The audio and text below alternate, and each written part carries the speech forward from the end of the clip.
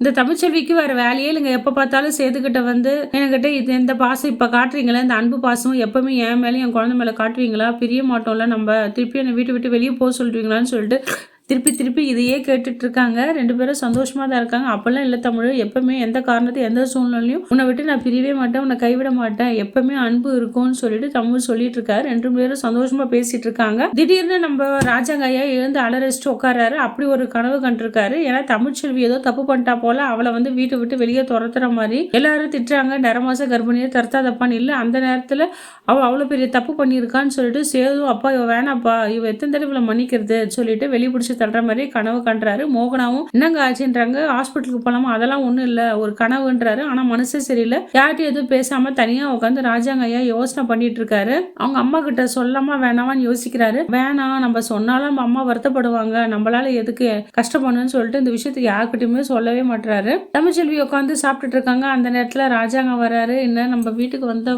பொண்ணு மாசமா இருக்கா, இவளால எதனா பிரச்சனை வருமா, இப்படி ஒரு கனவு கண்டு நான் என்ன பண்ணுவேனே தெரியலையேன்னு சொல்லிட்டு ரொம்ப வேதனைப்பட்டு கடவுளை வேண்டிட்டு இருக்காரு. எந்த விஷயம் நடக்கக்கூடாது, தேவையில்லாத பிரச்சனை நடக்கக்கூடாது, எல்லாமே நல்லதான் நடக்கணும்ட்டு யோசனை பண்ணிட்டு இருக்காரு. சாவித்திரியும் தாமரையும் காமேஷ் பிச்சையை போய் தேடிட்டு போறாங்க. அந்த நேரத்துல வந்து அவர் யாசிக்கிற கோலத்தில் தான் இருக்காரு. அச்சச்சோ, இவங்க 2 பேரும் இங்க வந்தாங்க, இந்த கோலத்துல பார்த்தாங்க, அவ்வளவுதான் நம்ம விஷயம் எல்லாம் அம்பலமாயிடுமேன்னு சொல்லிட்டு கோட் சூட்லாம் போட்டுட்டு பெரிய துறை மாதிரி வராரு. மாடி வீட்டு துறை மாதிரி வராரு. அவங்கள பார்த்த உடனே சந்தோஷமா பேசிட்டு இருக்காரு. ஏதோ அன்னைக்கு கோவத்தில் பேசிட்டு என்னை மன்னிச்சிருங்கன்னு தாமரை சொல்றாங்க. நம்ம 2 பேரும் சீக்கிரமா கல்யாணம் பண்ணிக்கிட்டு மாப்பிள்ளை பார்க்குற வேலை ஆரம்பிச்சிட்டாங்கன்னு சாவித்திரி சொல்றா. அதுக்கு என்ன, நம்ம சிம்பிளா வந்து இங்கே கோவிலே கல்யாணம் பண்ணிக்கலாம், அப்புறம் தெரிஞ்சா போதும், வீட்டில் இப்போ தெரிஞ்சா இதை பத்தின யோசனை வரும், கல்யாணத்துக்கு எல்லாம் தடையா இருப்பாங்கன்னு சொல்லிட்டு காமேஷ் பிச்சோ ஒரு ஐடியா கொடுக்குறாரு. சாவித்திரி தாமரையும் அதுக்கு ஒத்துக்கிறாங்க.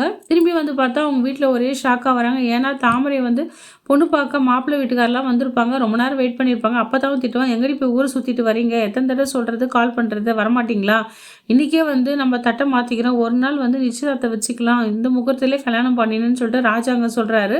இதை கேட்ட தாம்பரம் வந்து ஷாக் ஆகிற. ஐயோ என்ன இது, இவனை போய் நம்மளை கல்யாணம் பண்ணி வைக்க போகிறாங்களே, நான் என்ன பண்ணுவேன்னு தெரியலேன்னு யோசனை பண்ணிட்டு இருக்காங்க.